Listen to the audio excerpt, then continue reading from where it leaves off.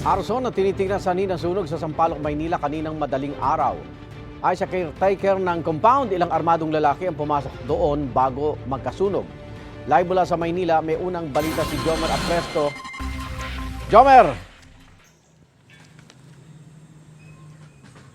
Igan, sa ngayon ay kinordona na ng mga tauhan ng MPD at ng BFP. Ito ang likuran ng, nasa likuran ko, ito yung gate ng compound na nasunog kanina. Umabot sa second alarm ang sunog na nagsimula mag-alas 2 ng madaling araw kanina. Narito ang aking report.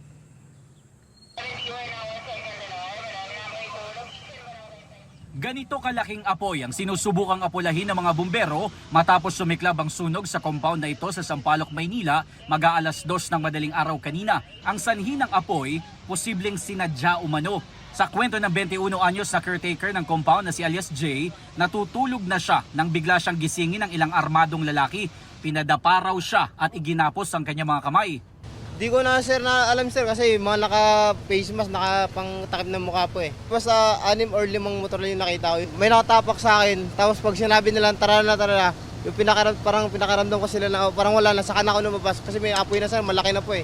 Blanco naman siya kung nakalabas ba ang kanyang dalawang kasama na nagbabantay rin sa compound. Wala raw ang kanilang mga amo na maganap ang sunog. Ayon sa barangay, nag-iimbestiga na ang pulisya. Sira ang CCTV nila na nakatutok sa lugar pero posibleng nahagip sa ibang anggulo ang sinasabing mga armadong lalaki. Nung nakita ko na po talagang sobrang lakas na po eh. Talagang may sumabog pang malakas. Ayon naman sa Bureau of Fire Protection, umabot sa ikalawang alarma ang sunog kung saan nasa halos 40 truck ng bumbero ang rumesponde.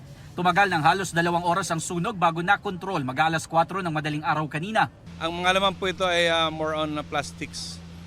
Yung siguro pang construction materials ito na ginagamit. Ang total estimated damages po natin ay nasa 6 million pesos more or less. Isang bag naman ang sinecure ng BFP at hindi pa pinagagalaw hanggang hindi nasusuri ng EOD. Patuloy ang investigasyon ng mga otoridad sa nangyaring sunog. Igan, 5:28 AM kanina nang ideklarang far out itong sunog. Sabi ng BFP, posibleng nakalabas ang dalawang caretaker na una nilang hinahanap kanina. Yan ang unang balita mula dito sa Sampaloc. Ako po si Jomer Apresto para sa GMA Integrated News. Igan, mauna ka sa mga balita, mag-subscribe na sa GMA Integrated News sa YouTube para sa iba't ibang ulat sa ating bansa.